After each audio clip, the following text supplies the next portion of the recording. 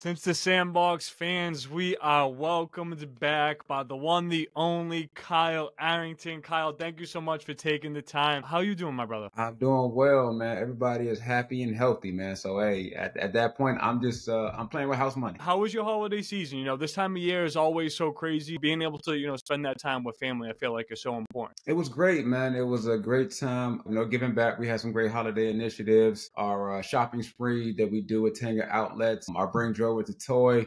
And then, that last week, man, was just a moment just to, as you just alluded to, spend time with family, heading into Christmas and New Year's, just to put a bow on 2023 as we headed into 2024. Yeah, man, it was a great time. Just kind of hit the reset button a little bit and just hit the ground running now. I feel like that time with family is always so important to, stay motivated to the work that we do on a given day, Monday through Friday, whether it's Saturday, Sunday, those late nights. I feel like it all really pays off when you get to take it all in, step away from that, and just really, appreciate those moments. But Kyle, just following along with what you've been doing, the past couple of years, it's got to be crazy. You're running around. You got these crazy workouts with American Fitness, the countless hours that you're doing, giving back to the community, whether that's, just as an activist or piece it together. You got your annual camps through the Evolve Foundation. So what has that really been like, just having all of that going on, and what's been, in your world recently? Oh, man. Well, when you put it like that, I feel like I was less busy just playing football. It's been great, man. It's been wonderful. It's been meaningful, I guess, with the best choice of words would be, just to live with purpose, live within fulfillment. And that's exactly what it's brought. Even the for-profit stuff, American Fitness, that's kind of like my call. I've always been at the thing we talked about this last time. I'm a gym rat through and through. So that's kind of like my calling, just to be able to, like I said, something that you're good at, you enjoy, you're passionate about, and the ability to give back through it. The fitness brand, obviously what we do on the foundation side itself, in terms of that give back. So it's a blessing to be a blessing. Every day is a blessing. Like you said, live that purpose. And you're throwing that workout ball across the gym. I was like, now I know why this dude was able to cover all those wide receivers these years. I wanted to say congratulations. You got inducted to the Hall of Fame for PGCPS, Prince George's County Public Schools. So that has to be a different type of enjoyment and fulfillment. Being able to get that recognition and just knowing what you're doing is benefiting that community specifically. What was that like? How did that come about? I saw Aaron said he kept that one from you. So shout out to Aaron being able to keep that one a secret for a little bit. He's a sneaky one, that one. Just that honor, that recognition, and to be inducted with so many, the induction class itself. And we had like Jim Henson, for example, the guy created the Muppets, so just to be in that, that class and that like I said, that type of honor is hard, almost indescribable. It's a full circle moment. I will say, first and foremost, it is a full circle moment. Just going back, and I think of who I was in high school, the person I was, that kid I was, if I could have a conversation with that kid now, I would tell him, man, just keep doing what you're doing. You're on the right path. Everything happened for a reason. Minor setbacks for major comebacks, and absolutely continue to play the hand that you're dealt. Don't react to certain situations. Just learn how to respond. It's like a true full circle moment, just to be able to be in that room. To be in that moment. I'm very grateful for, like I said, the honor and recognition. I'm still asking, I'm still, sending follow-up emails, just make sure they got the right person. But no, it was cool. It was cool. Well, you said something really important there, being able to react and respond. There's a difference there, right? Reacting, that can just be a heat in the moment type of thing, but responding and recognizing that properly and just being able to reflect on what that is like, what it really means to you. I feel like that's, a big difference. And that leads into, a lot of the work that you have been working on and what's upcoming. So you're going back to the Super Bowl, but this time it's a little bit different. So I want you to just, take a moment and share what, you'll be doing at the Super Bowl, partnered with the NFL Players Coalition. I feel like this is really unique, and I'm really excited to be able to share this with everybody. Thank you for the opportunity. So a few months back, I had the opportunity, in conjunction on as an advocate with the Players Coalition, myself, Evolve Foundation. We went to Tulane University down in New Orleans, spoke on a panel, and had some amazing partners also in the DMV DC area. Shay she is the principal, the dean from DPA, Digital Pioneers Academy, as well as Tia. She founded the Trigger Project. So both of the mission was to find that intersection, I guess, the intersectionality where it comes to persons like myself, people with platforms, advocates, social work in terms of curbing gun violence, the epidemic that it is taking place in America. A lot of our cities, but even just that uniqueness that's going on in the DC area itself. So being able to speak on that, and once again trying to utilize my platform the best way I know how to galvanize other and just kind of like build that coalition, if you will, no pun intended, Absolutely. to try to combat this at the just alarming rates that is taking place. We need that. People that the Mhm. everyday person will look at and be like, he's saying this for a reason. He wants change and he wants better for the future generations. Just to answer your question, I guess in Vegas, we're doing a bigger rollout of what we started at Tulane University a few months back. Thank you for elaborating further. For someone that doesn't know, what is the Digital Pioneers Academy? Digital Pioneers Academy is a school founded relatively recently, founded 2018. They are a middle school, high school, STEM school, charter school in the District of Columbia area. It's been a great partnership. Myself, Evolve Foundation, as well as a whole, have a partnership with them. And when it comes to just advocacy outreach, when it comes to sports, we, in partnership with the Players Coalition as well, again, donated a $100,000 check to start their football program there. And so, I mean, it's just about, once again, just trying to stand in those gaps, wherever they may present themselves. At the Super Bowl, will this be, taking place like right before the halftime show? Is this going on pregame? I wish, right, on the day of right now, that would be amazing. I guess we're still working our way up to something like that. That would be awesome, though. So, but it is one of the activations that will be taking place during the week itself, though. That's awesome. People think that there's nothing going on between those gaps of the AFC, NFC championship and then the Super Bowl, but there's a lot of work that always has to be done. Well, actually, February 8th. February 8th. Let's go. Yes, sir. Yeah, we'll get you. Make sure we get you further details as far as exact time, location, and the whole nine. We want to make sure that we share that with the Sandbox and Boston community so they know that they can watch this and they can learn from this too, even though that's, specifically a big thing in DC and where that's really stemming from. I think that the Super Bowl is a platform that's going to allow the entire nation and even more to be able to, really witness what's going on. One of the bigger platforms, that we really are blessed with. But upcoming in the Super Bowl, you talk about a lot of that stuff that is absolutely beneficial for, people and just continuing the future and things like that. But there's sports happening. We talked about the halftime show with that. So I just wanted to get, some of your thoughts. You're a former Baltimore Raven. I still think that even though you had a longer tenure with the New England Patriots, you're still doing a lot of work with Baltimore. And we'll talk about that, a little bit later on. But are you pushing for the Ravens knowing that this is a team that you played for? And do you think that they have what it takes to get to the bowl and handle business? To answer your first question, yes, I like to see them like to see them win, like to see them in the game, like to see them bring it home. I mean, since New England, unfortunately, is not in the mix this year. Obviously, the connection playing for the team, whether it be New England, whether it be Baltimore, still having guys and friends on the team, whether it be players, whether it be coaches. So absolutely. So I will be in their corner. No, I think this team, comparison to past years, has been relatively healthy. This team is battle tested. The team is hungry. The team has been playing with the chip on the shoulder as well. And one thing that has been, I can at least respect, it hasn't been a whole, when you say playing with a chip on your shoulder, it hasn't been a whole just rah, just trash talk. I mean, if they feel disrespect, I mean, they'll let you know about it. Don't get me wrong. But the one thing I can respect the most about this team is that they do a lot of their talking through their play out there on the field. And I think this team is as complete as it has been in recent years. So, yeah, they should make a good crack at it. I feel like there always is that personal connection that keeps you tied. Kyle, you're staying in shape. We see you in the gym. You're modeling for us. We got you in all these fancy, flashy suits. I know you're going to be surprising us. You're performing with Usher at halftime, aren't you? Something else, we're taking baby steps towards. No, I'm kidding. It's funny where all that kind of came about because when I was like high school, college, even, the beginning, early years of my NFL career, like you would have to really like the missus, even my wife, she would have to force me to be in a suit, force me to get in a suit.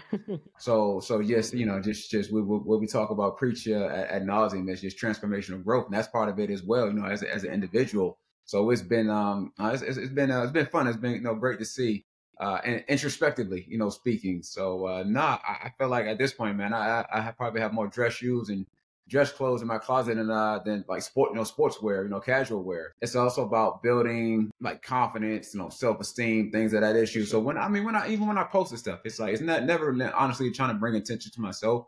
There's always some type of call of action, like on social media. I don't post a whole bunch, but when I do, it's intentional. You don't need to rescind any of that. You're a good looking dude when you got those suits on. But Kyle, a couple of the other things that you've been working on, you're always doing things with reading and running. Any upcoming events that are going on with that? And for somebody that isn't familiar, do you want to elaborate? Absolutely. Well, first, reading and running underneath our Evolve Foundation umbrella, it falls under our physical health. And so, so it's our own version of R&R, if you will, for the kids. And so it's a holistic approach that we've taken in terms of literacy. Well, first literacy, and trying to combat and curb those efforts when you think about just the pandemic itself, right? Back in 2020, it really flipped us upside down on our heads. And the numbers have been also going in reverse trajectory. If you look at them, particularly when it comes to literacy rates. So that is the idea, though, one of the boxes we want to check there. And secondly, if you look at the obesity rates, still just running rampant in our youth demographics. So we want to tie in both of them, marry a couple of them together in terms of literacy, in terms of talking about the fundamentals of exercise. And so we will be at Beacon Heights, January 26th. For our reading and running, and are also partnering with No Kid Hungry. So it's actually calling it Get Fit with No Kid Hungry campaign. So also, because like I said, a couple elements, all great things that we're excited about. So, with partnering with No Kid Hungry, that's a national campaign as well to combat the malnutrition that also takes place in school, especially when you think of like Title I schools, which means, you have kids out there on free and reduced lunch. And can't afford a proper a full lunch. Teachers they will give them an apple, orange, or maybe a PB&J, but it's not adequate enough to coincide with with their learning experience. So we want to raise awareness, raise funds behind that, so we put money in these kids' accounts where they can have like the proper nutrition. So they can therefore, learn, learn at an optimal experience as well. Kyle, you're really piecing it all together. You see what I did there? Really piecing it all together to, have to have of course, to have the future generations all make sure that they're set up for success. And recently, something that we've done new with the podcast is we actually partnered with the community center in East Boston to actually have these conversations with kids and show them how, going behind a microphone is something that can be used whether for pleasure or it can be used as a skill to, continue in the professional world. And I feel like where this is such a forefront in today's day and age, and, kids getting older, they want an iPad, they want an iPhone, and they go on social media and they just scroll. But you can, with those accounts, you can change lives. You can help create the life that you want to live in.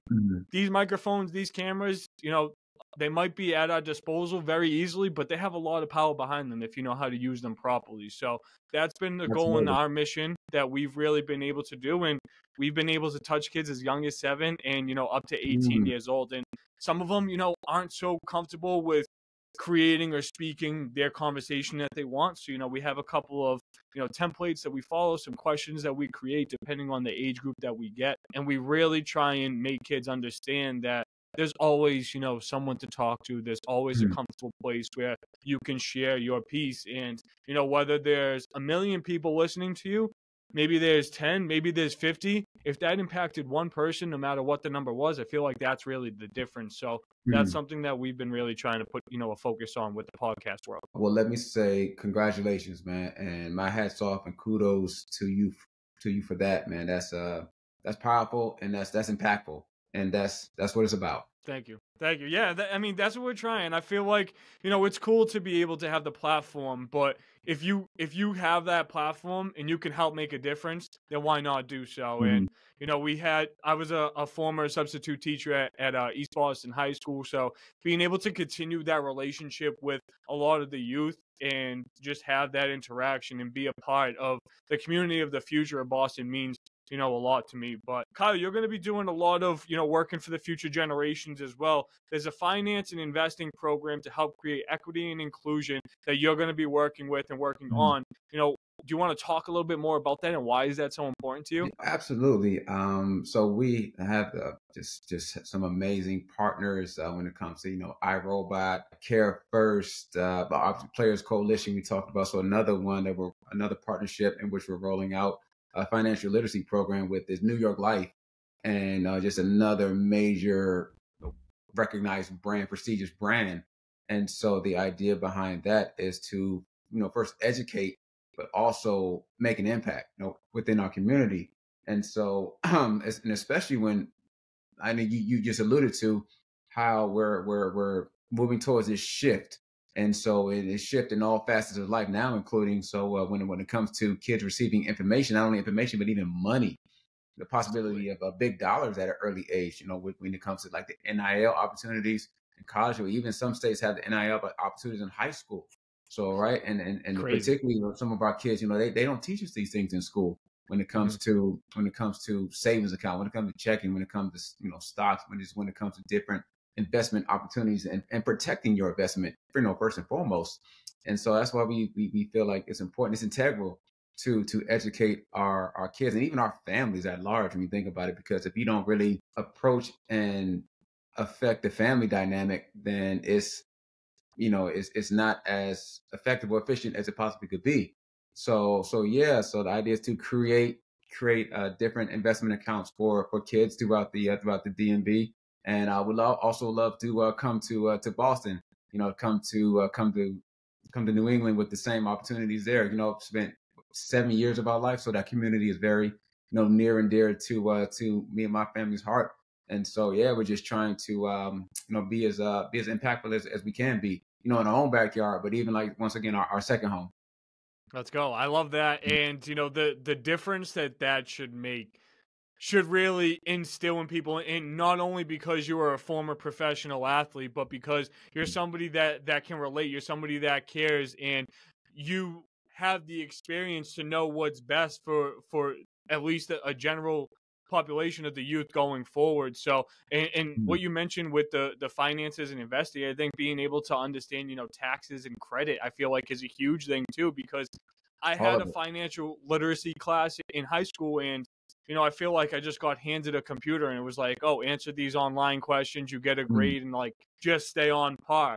But there was no actual, conversation or why this is so important. And if you mess up your credit in college because you just sign up for that credit card, how this could impact you in getting a home or starting a family, and, a lot of things like that. So I understand that and see that work recently coming from, that high school setting. But why do you think, there's been, such a neglection on, being able to help the youth understand these financial complications as they get older and make this an easier, more efficient change going forward? That's a loaded question. Sorry about that. I mean, I imagine it's multifaceted as well. I'm not going to pretend like I have all the answers when it comes to the issues. I'm not even going to pretend like I have all the answers when it comes to the solutions. But I'm somebody who is just not okay with the status quo. So I'm a do. We're going to do something about it.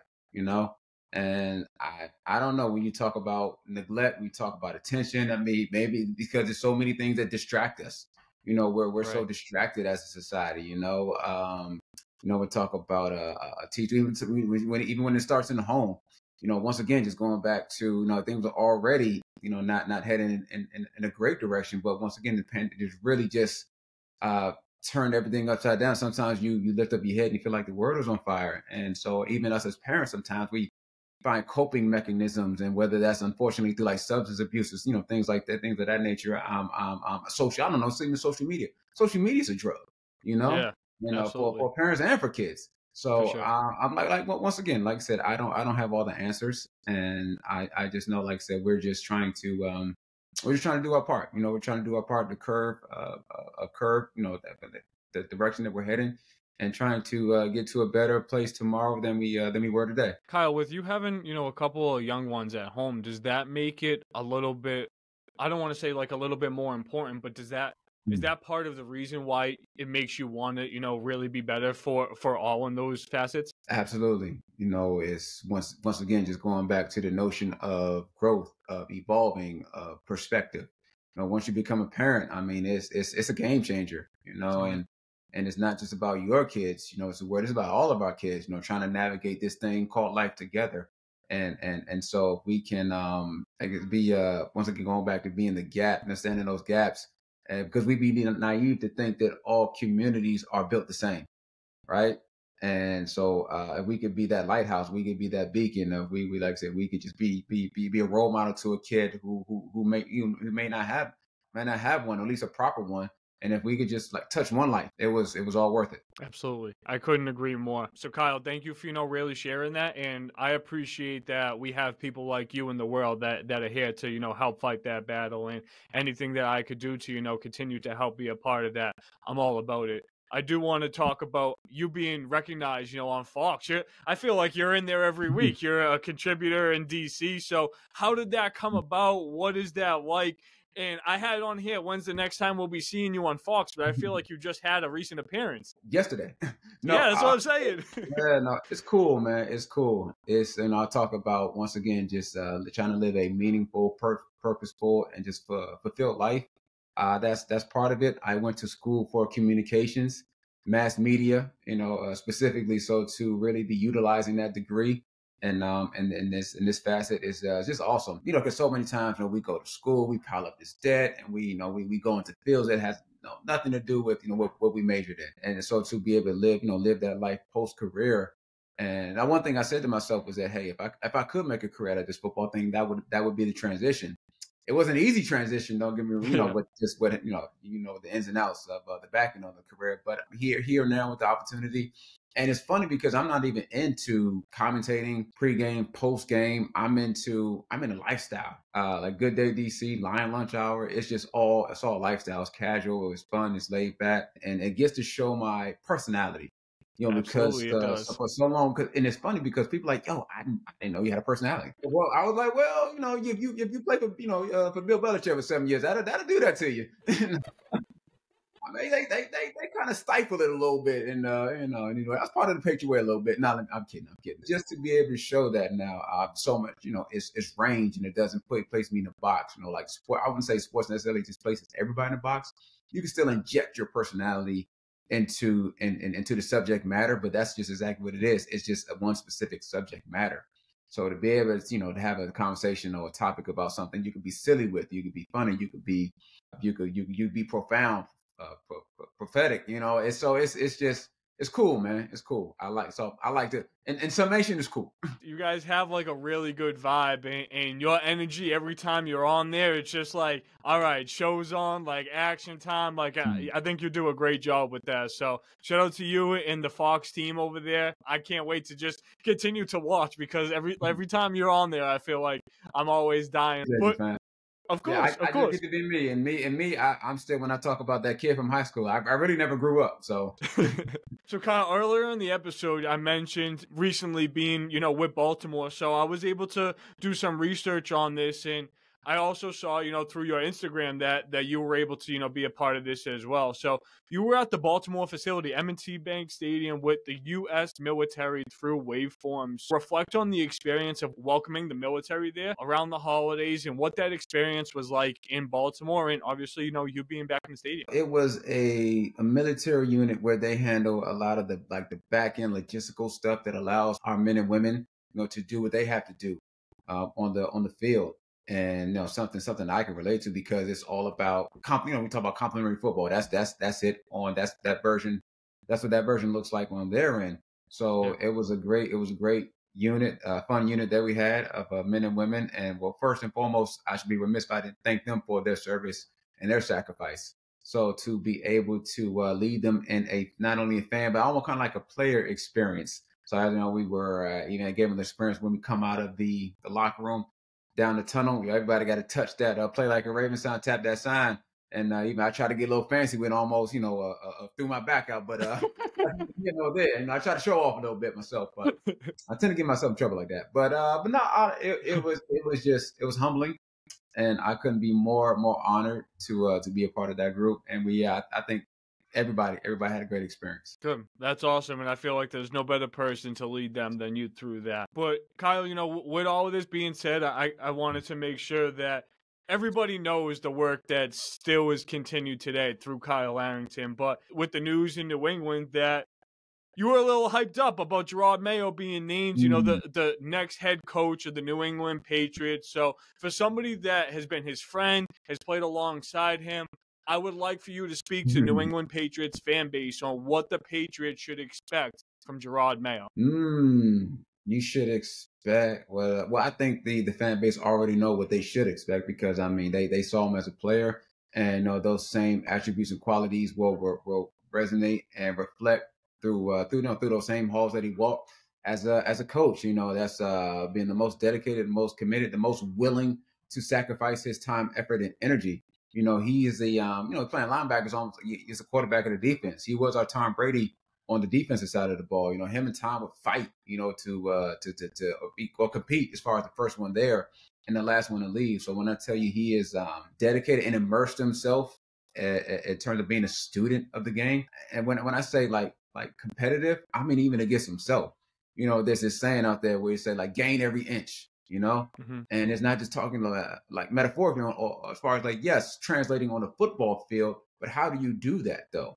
Because you get to a certain point, physically everybody's gifted, or even in coaches, everybody can watch film and do some X's and O's, but he always challenges himself, to get better. Whether that was playing football, now that's obviously him coaching football for the past few years, challenges himself to see how he can improve himself so he can make those around him better.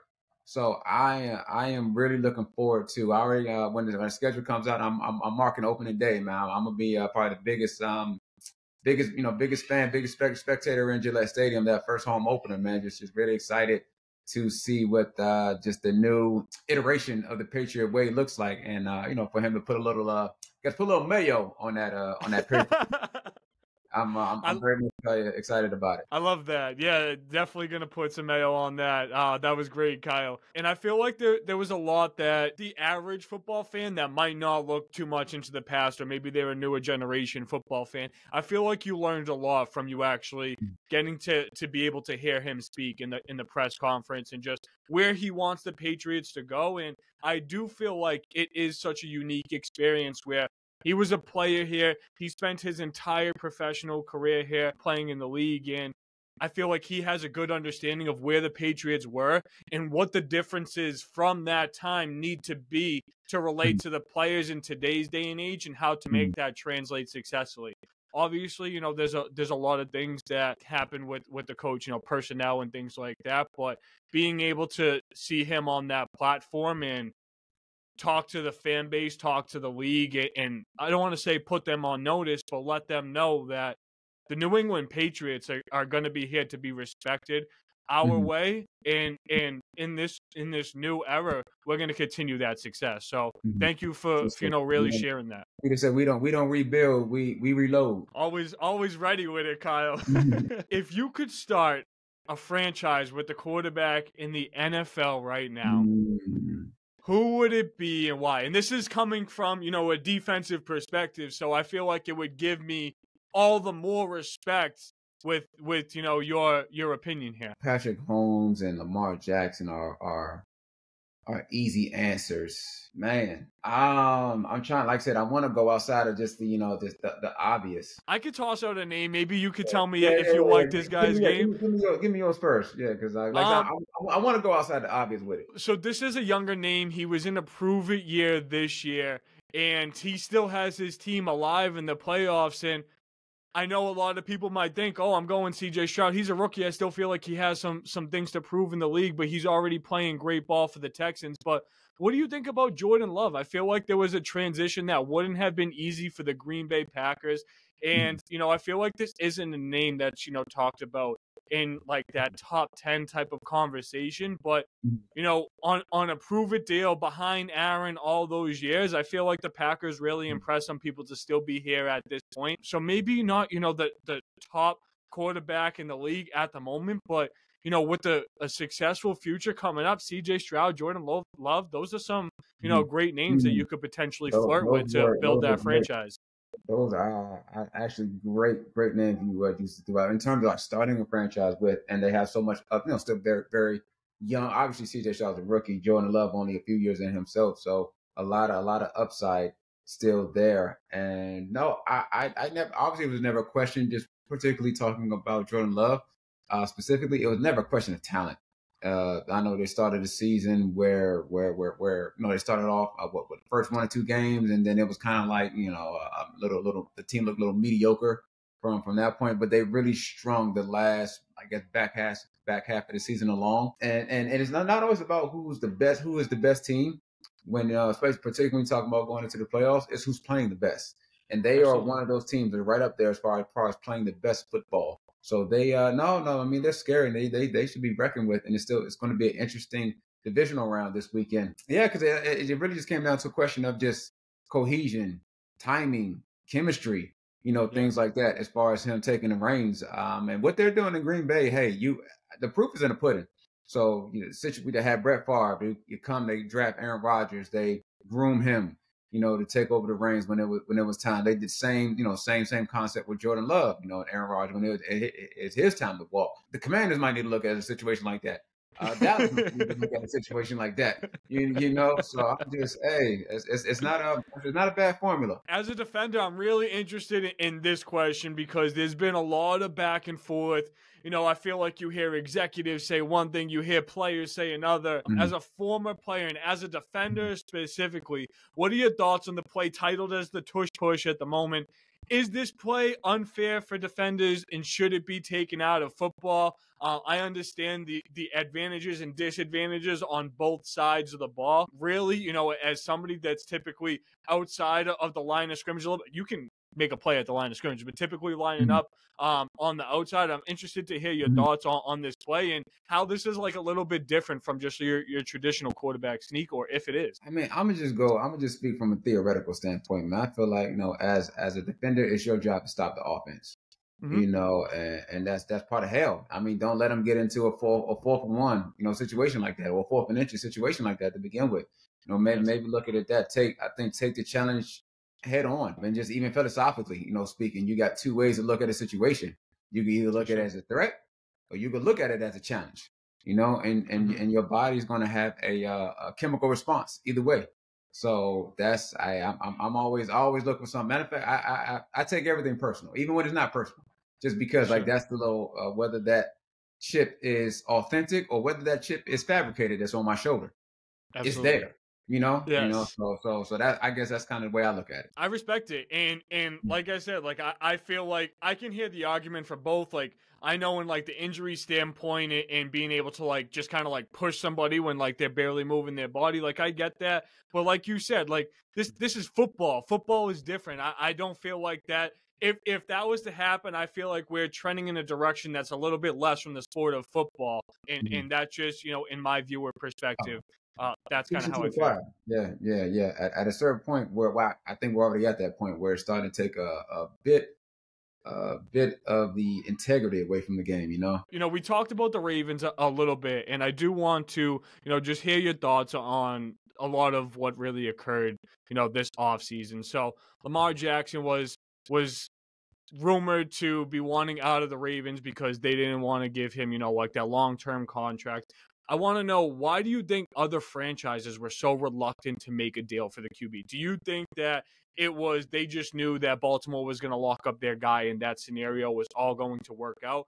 I honestly think that Lamar is the most talented quarterback in the league. So it was blasphemy to me knowing that there's franchises out there that have year after year after year have missed on a quarterback that have spent Mhm. those first round picks on, but they didn't want to move those picks to go and get a guy that's proven. So I'm really interested to hear your thoughts. I really love and respect Lamar's game, Mhm. and this is the team I'm pushing for to win the Super Bowl. So interested to hear your Oh, opinion. I have a few different uh, points, whether it's related specifically to the question or not, is well, let me start with your question.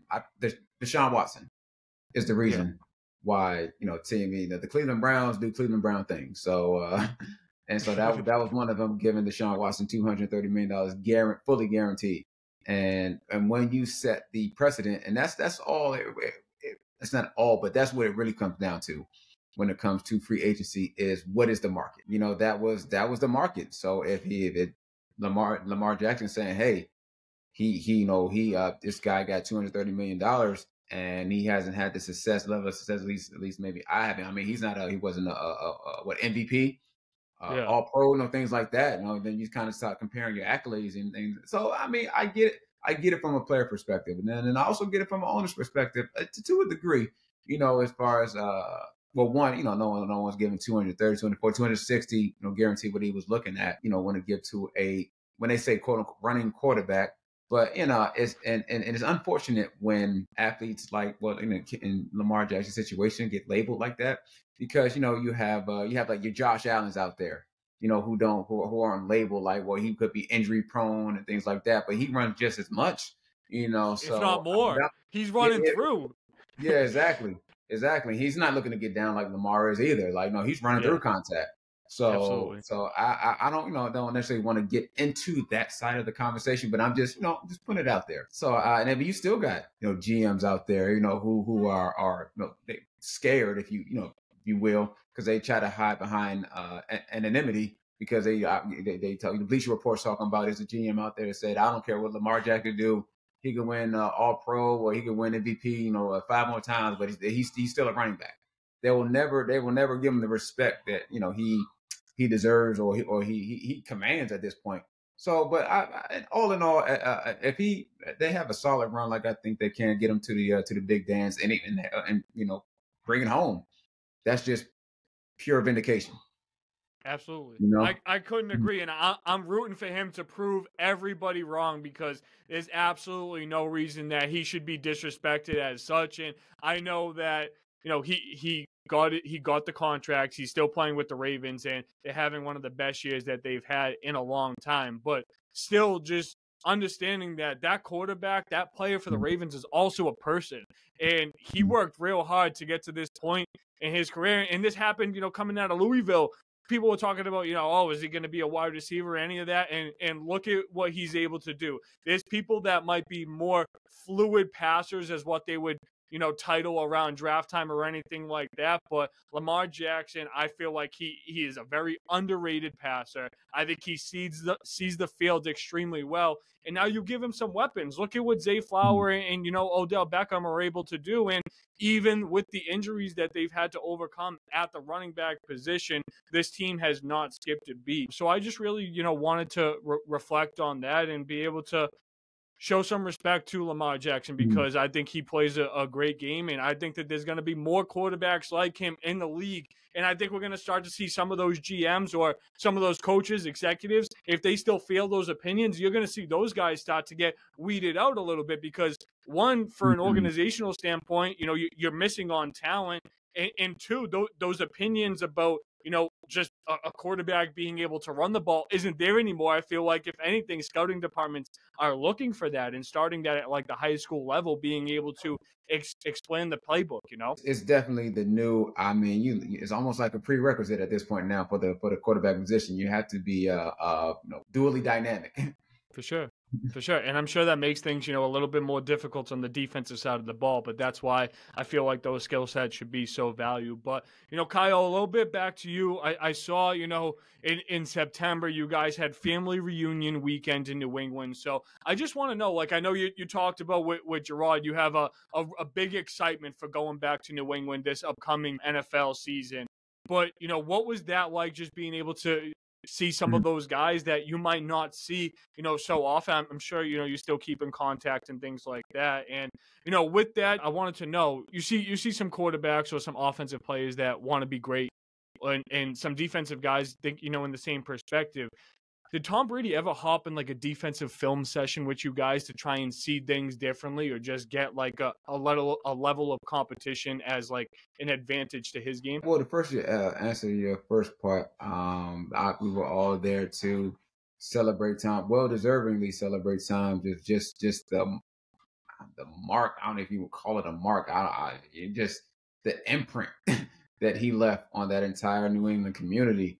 And it was just one, like I said, one big family reunion. Just to see a lot of the guys that I played with, during my team, and even a chance to even meet some older generational players from 70s, 80s. That was amazing. Just we were all just one big, one big Patriot family, right? And second part of the question, Tom would do it. We would do it on the defensive side of the ball, try to pick each other's brains, hop in meetings here and there.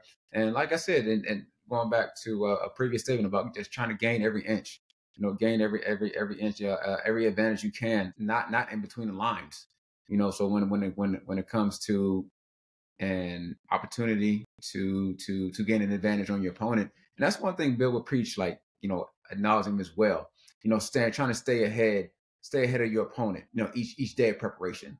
So that was a large part of it. For someone that I haven't watched film in a professional NFL room or anything like that, but do the offense, and obviously, with X's and O's in personnel, you look at it differently, but is there a different like a approach or like a different type of a setting in that offensive room rather than like the defensive room? Like obviously, on the defensive side, you're highlighting a couple guys for the week that you might want to game plan for. And on the offensive side, you might be looking at, schemes or tendencies that defenses try to do to try and pick those apart. But besides, understanding those differences, is there anything that is much of a separation between those meeting rooms? I would say we were a little more loose on the defense side. I mean, we cracked a few jokes here now. They were a little uptight on offense. No, I'm kidding. No, I mean it's very systematic. It's all under the Belichick tree, if you will. So Sure. it's yes, coaches have their different methods and different approach when it comes to those meeting rooms, but it's fairly systematic in terms of how the formula is, though. Did you enjoy watching film? I understood I had to get better. When I Okay. first entered the league, everything was just, once again, just me being a gym rat, right? So everything was just all physical. I feel like if I was the fastest, if I was the strongest, if I could jump the highest, that was my advantage. But I understood that I had to become more of a student of the game. I had to be more cerebral. And so when it becomes when I get to a point where I can just react, instead of it's guessing, if you will, while you're Yes. out there, Yes. at times. And I'm gonna tell you who really helped my game out. Well, one, obviously going against Tom Brady every single day, that's just iron sharpening iron for sure right there. But when we got Darrelle Revis in 2000, what was that, 14? Yes. That was a game changer to my game. And that was just an incredible season. And it, man, he made all of us better, because he's one of those guys where just fast enough, just big enough. Just you look at his attributes, physical For sure. attributes. It's not like he wasn't a physical specimen or anything like that. But when it came to him being, once again, a student of the game and just cerebral and just knowing what the receiver would do before the receiver even knows, what he's going to. So it was just amazing, just amazing and fascinating to go out there and watch and also learn from. And that's why he got, the nickname or the respect of Revis Island. And that was something that I had on here to talk about. So, that's a great transition on your end. With that play in preparation, was he somebody that was vocal? Was he, and it definitely seems like he was a great teammate, just from everything that you have to say about him. Was he, first one in, last one out, same type of approach like that? Was it more of just like you said, being a student of the game that really made him so great? Or just, really all of that with his experience that, gave him the career that he did? Well, first, we talk about the transition. That's because I got to run a show early. It's all like it's all about preparation. Got to be prepared now. But now, to answer your question, it's almost like having an additional coach out there on the field. But yes, in terms of him really working at his craft, watching film, staying to watch film. Well, beginning either early to watch film, staying later to watch even more film, and also knowing. I will say this as well, in my experiences. Also, people, you can watch film, but some players don't know how to watch film. Like Okay. even watching film itself is a science. There's For a sure. science to it. And I was one of those guys. You know, I could watch film, but but it might take me 15 times to run a playback before I notice something that I can notate.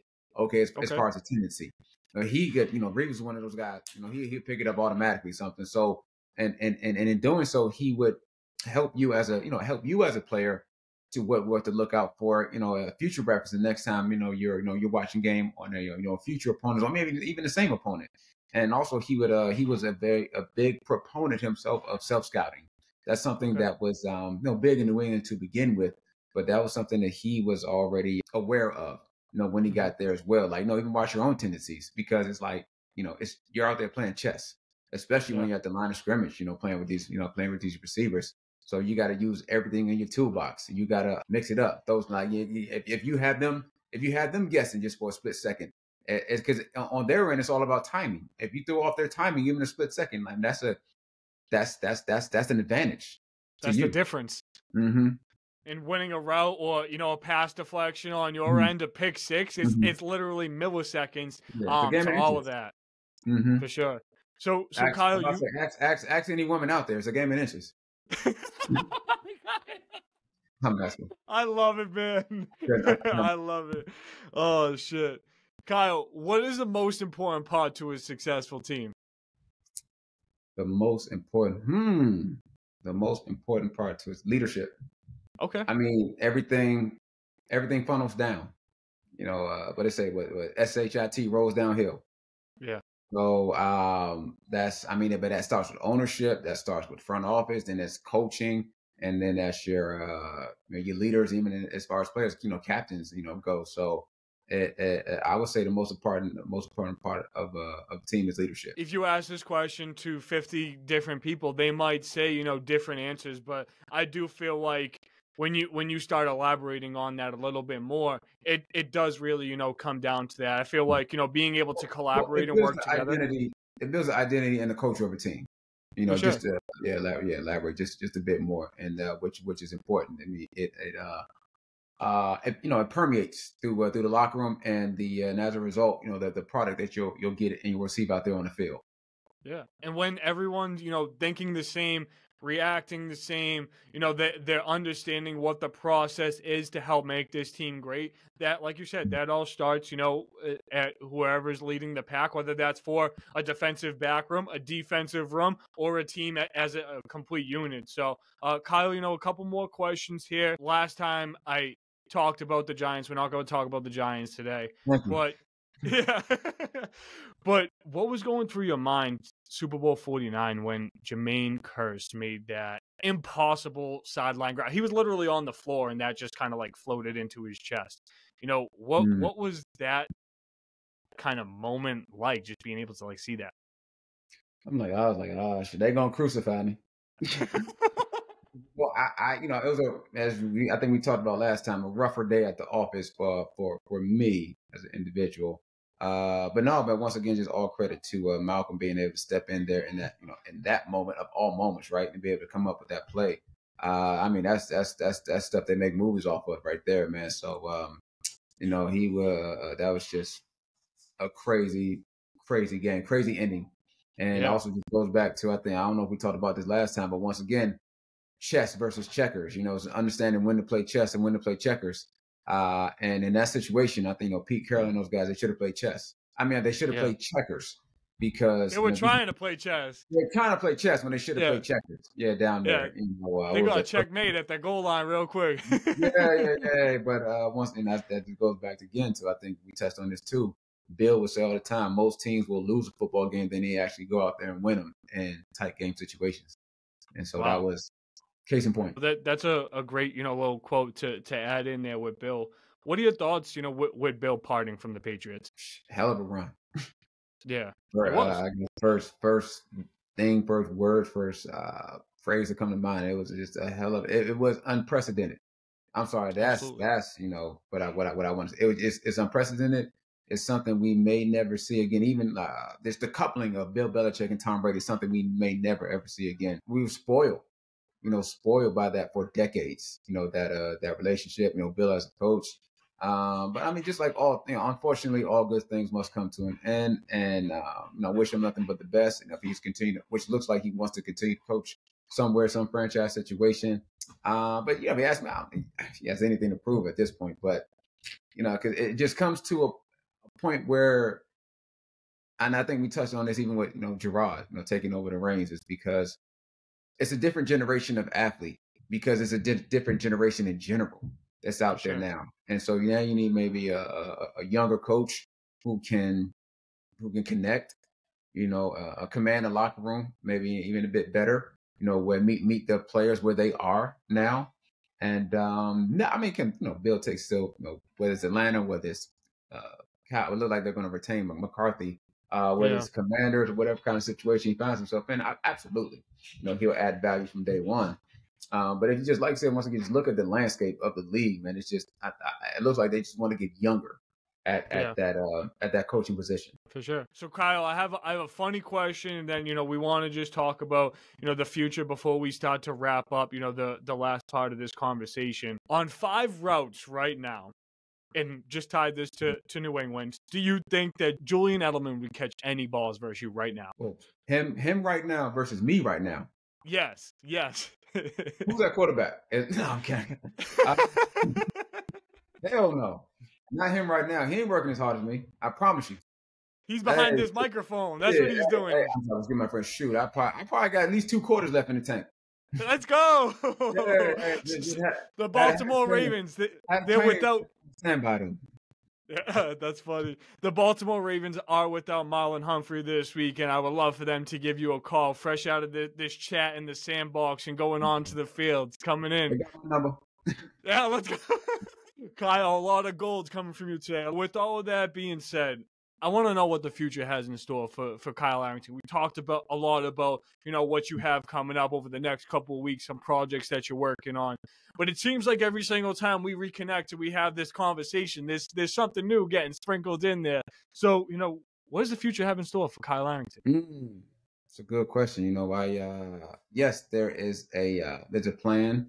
There are goals, whether it be here and now, in a 2-year, 5-year, 10-year, 20-year, goals. But I'm also a person who doesn't put a whole bunch of stock into them, just because I like to say even kill, cross bridges when I get there. But if I could be honest and transparent, even with you and even with myself, I would make it less about Kyle Arrington the person and more just about what Kyle Arrington, as far as like the message is trying to promote.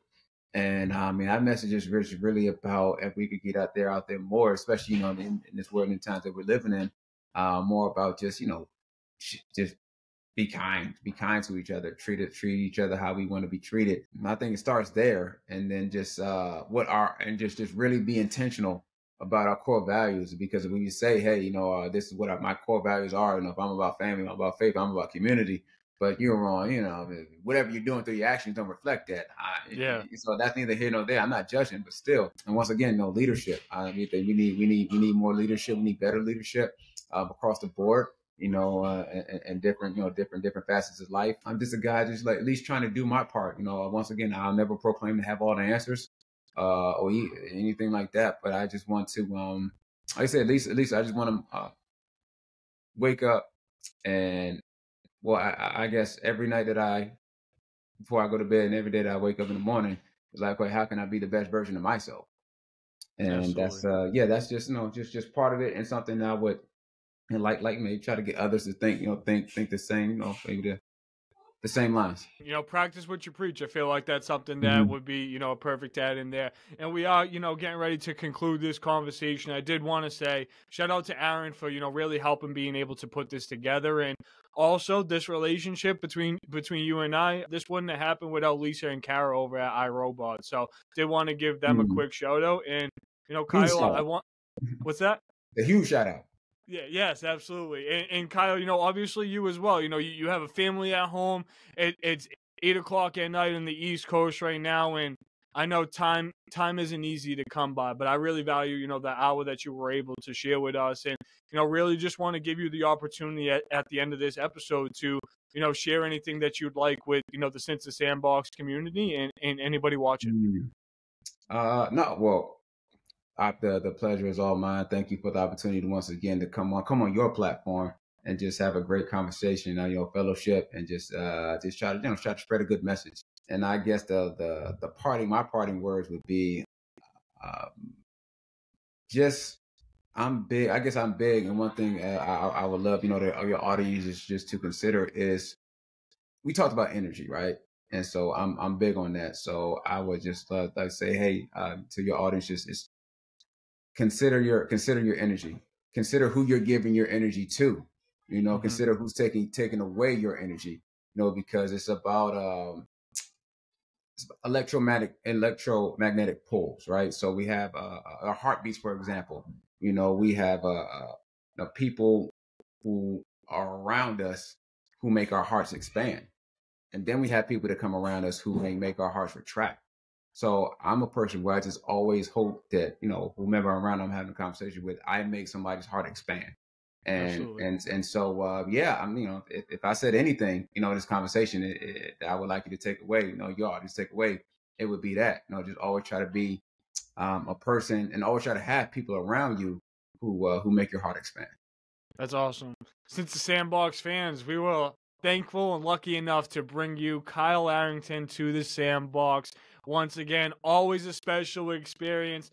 Kyle, you're a former player and a great dude, a dad at home, but you're a hero to a lot of people. So I just want to make sure that you really know that, and it's always a pleasure being able to have this conversation and get your honesty with these questions. A lot of people can come on here just to say yes and just get through the conversation. But, you do that with integrity, you do that with intelligence, and for, the best going forward for not yourself, not for me, but for the future of generations to come and anybody listening. So thank you once again. Always excited to see what you have going on. And I can't wait to wrap this up and share this with everybody. Since the Sandbox fans, you guys know the deal. Peace, love, 5 stars, nothing less.